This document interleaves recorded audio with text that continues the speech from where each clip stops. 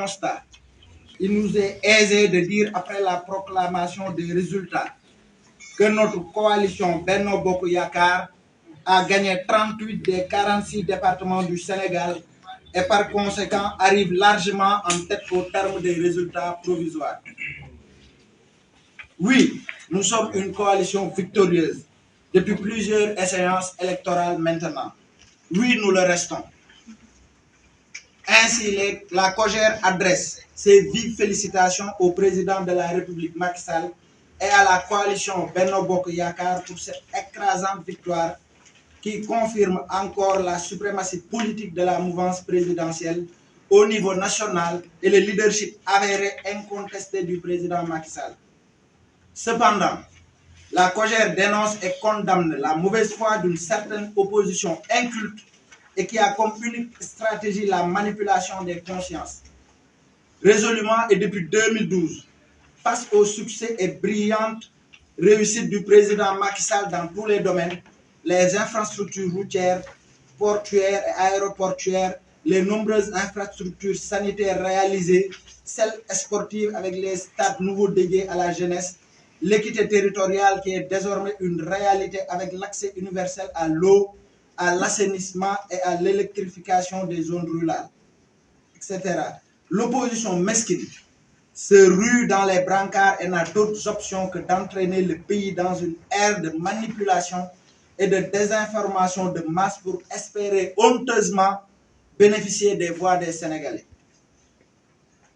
Pour illustration, l'opposition semble satisfaite du fichier électoral après les élections locales et pourtant, elle a toujours fustigé ce même fichier avant et après les élections de 2019, allant jusqu'à crier au vol. Ceci montre le comportement machiavélique de l'opposition en termes de manipulation. Et c'est la même méthode qui a été utilisée par une association dirigée par un homme politique qui de tout temps, à travers sa page Facebook, montre sa haine viscérale envers le président Macky Sall. Et la dernière manipulation en date avait consisté à soumettre, à la veille des élections locales, une loi criminalisant l'homosexualité. Alors que l'homosexualité est déjà réprimée par le code pénal sénégalais en son article 319 qui prévoit une condamnation de 2 à 5 ans. Pourquoi alors légiférer sur une chose déjà réprimée par nos lois? Pire, cette opposition marchande d'illusions a exploité sciemment et dangereusement la méconnaissance de certains Sénégalais pour dire que le président Macky Sall veut légaliser l'homosexualité malgré la position ferme de ce dernier devant la pression internationale. Pour conclure sur ce chapitre, nous invitons l'association And Samm Jikko Yi de nous donner la position officielle de l'opposition sur la question de l'homosexualité, car dans un article publié par l'Ebsberg Babacar Ndiaye, un homosexuel connu de tous a déclaré que le président de PASTEF, Ousmane Sonko, n'a pas signé la pétition relative à cette loi et affirme avoir cotisé avec son mari Sébastien la somme de 20 000 € pour le parti PASTEF lors de la levée de fonds qu'ils avaient organisée.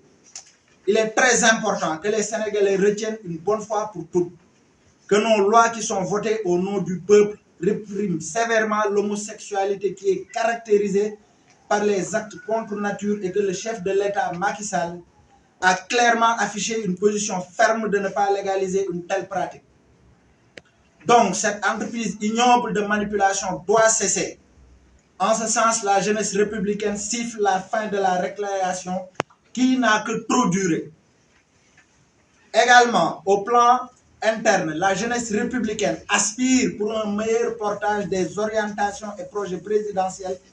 C'est pourquoi la nomination d'un nouveau coordinateur capable de diriger la structure est la solution immédiate pour une remobilisation des troupes au sein de l'APR et au sein de Benno Bokk Yakaar, voire même de la majorité présidentielle. La COJER mérite un nouveau souffle, réunissant tous les soldats du président Macky Sall autour de lui. Bref, nous voulons une COJER bu ñëpp bokk.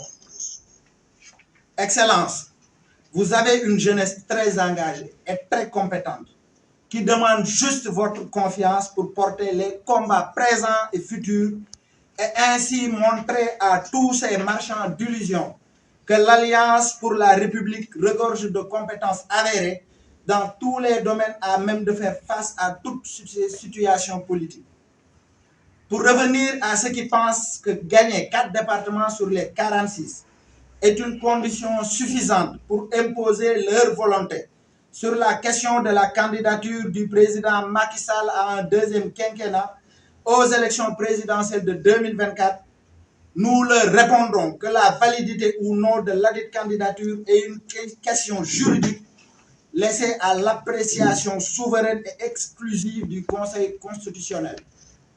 Ainsi, nous nous engageons au prix de nos vies à porter la candidature du président Macky Sall en février 2024 pour un second quinquennat.